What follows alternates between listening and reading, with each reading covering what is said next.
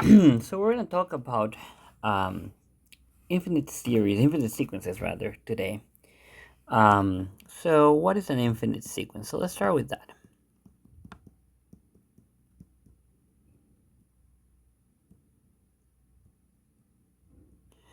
Well, intuitively, we're going to say an infinite sequence is an infinite list of numbers that are going to be ordered A1, A2, A3, and so on.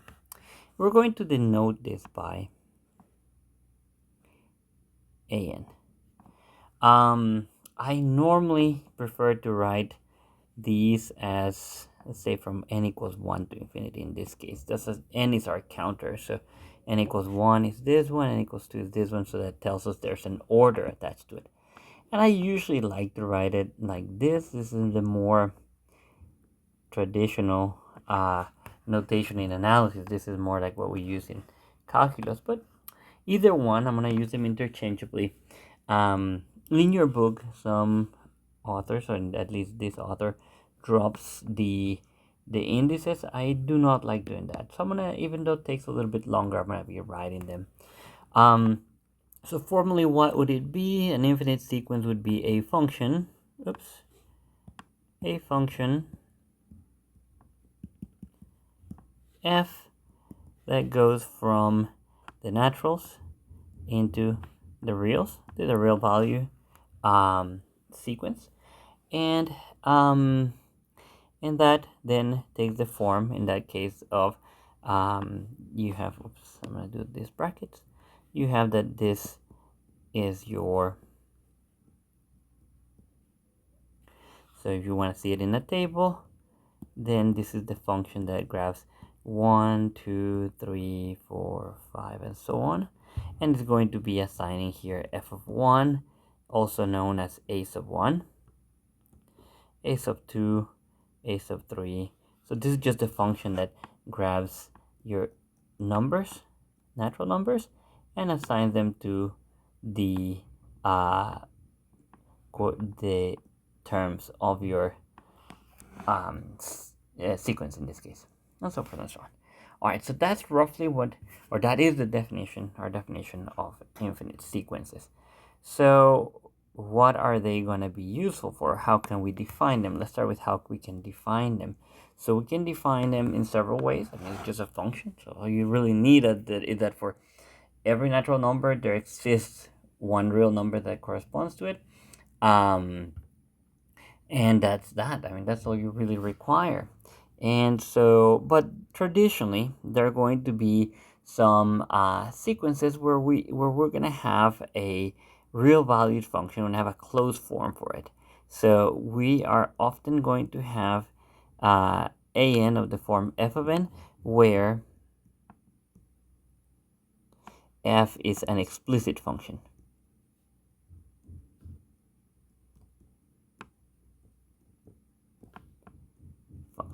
In this case, for example, you could think about an being, say, the square root of n, for example.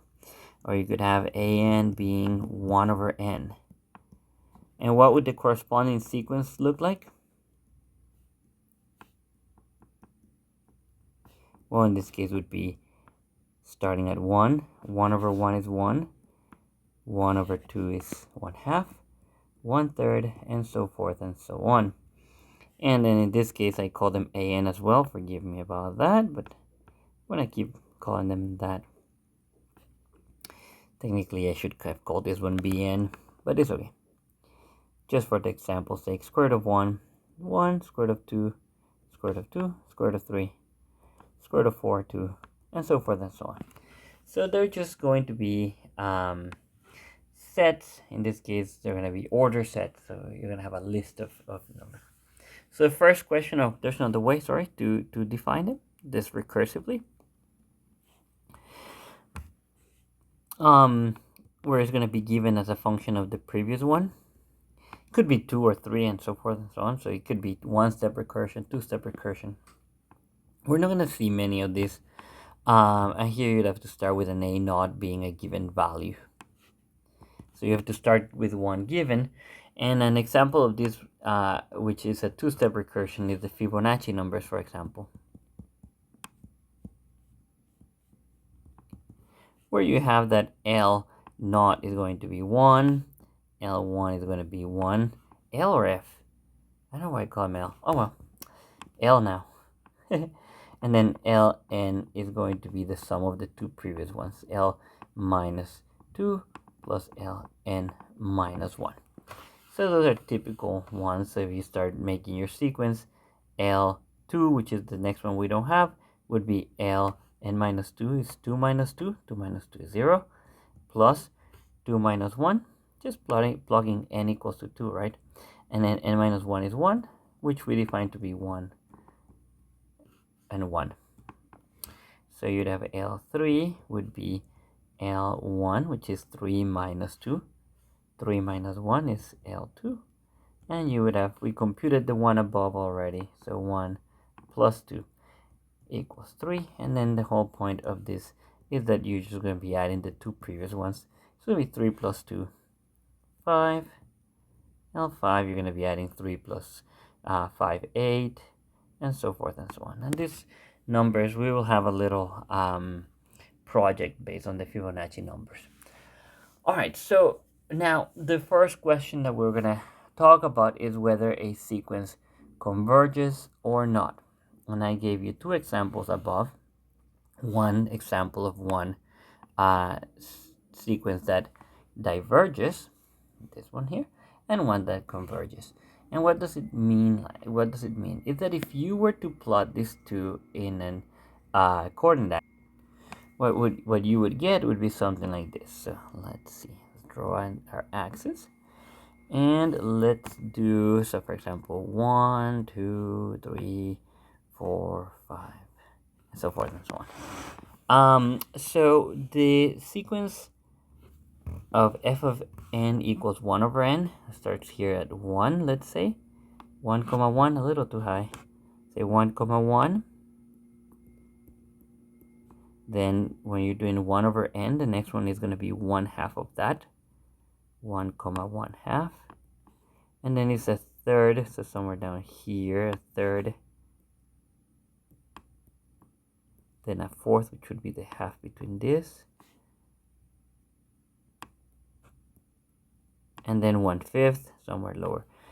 And if you start seeing what these points are going to be doing, they're going to be asymptotically approaching 0. So we would want to say that the limit is 0 for our sequence an equals 1 over n. Now if we do an, it should have been bn again, being the square root of n, that one is going to start here as well, but then 2 is going to be square root of 2 somewhere up here, and you know what the graph of the square root looks like. I went a little too low on this one. And you just have, something that follows the square root graph. And this one is going to be growing out to infinity as you keep going. Slowly, but going to infinity. And so we want to look at the concept of a limit. So what does that converge to? So the definition of the limit, we say that the sequence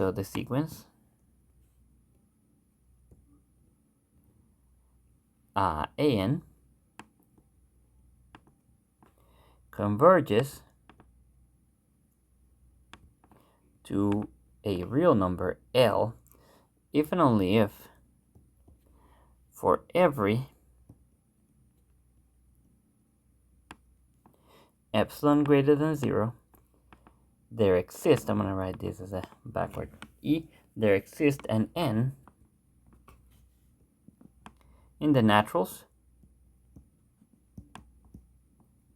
so that, or such that, an minus L is less than epsilon for all n greater or equal than n. So this seems a bit complicated, but the idea is the following. So if you have a sequence and you have your value L, if you give me about one value of epsilon greater than 0, that's just going to give me a distance. It's going to generate a band around my L.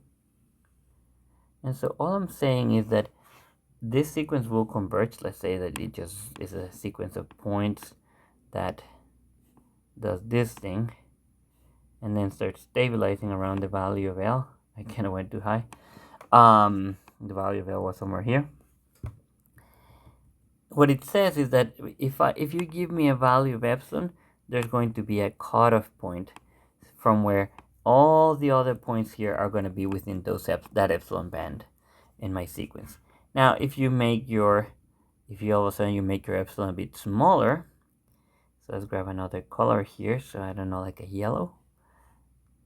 If you grab an epsilon that is smaller, let me make it a little bit smaller even, so I can exclude a few points, at least one. So if your epsilon is smaller, your epsilon band becomes smaller around L, and so your cutoff point is now a different one. So what it tells you is that it doesn't have to be the same n all the time. It's just when you pick an epsilon and make epsilon bands around it, then for that epsilon you picked, there's going to be an n that will depend on that epsilon from that marks the point from where on after that point everything is within that epsilon band. All right, but checking that may be a little bit complicated, as you can imagine. So, but for that we will have a theorem that I'm obviously not going to prove, but just so you have an idea. So if f is a real valued function,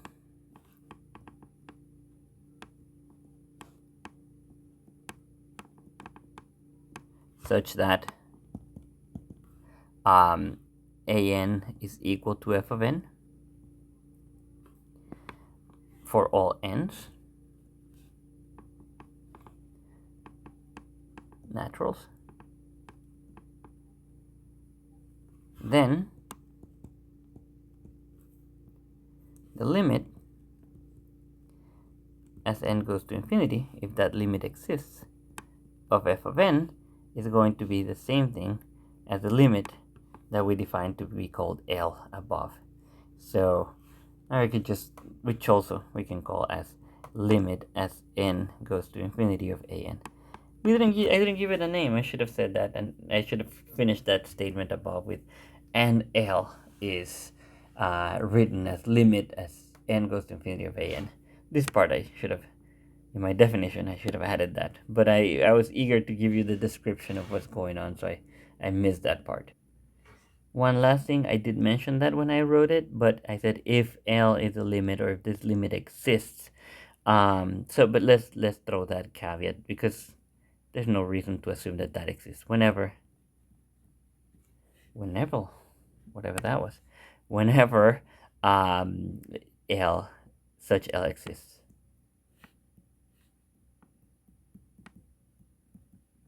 That'd be important to add. So let's do one quick example for this one. So for example, so if an would be given, so example,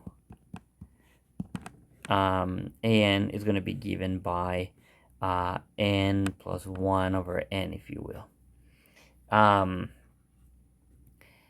So if that is the case, determine if an equals 1 to infinity converges or not. I should have also said that if the limit does not exist, we say that the sequence does not converge. So the solution would just be computing. In this case, the function is given in terms of the sequence is given in terms of a function. So just computing the limit of this, and whether you do L'Hopital's or you say that this is a rational function with equal degrees on numerator or denominator, or you write it out as 1 plus 1 over n. Either way, your limit will be 1, so you will say that then that sequence does converge.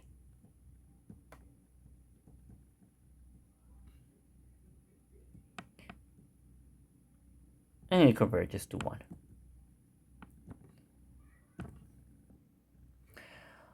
Alright, so that will be it for the introduction of what the limit will be and how to compute them. I'm going to do a lot of examples in the next video.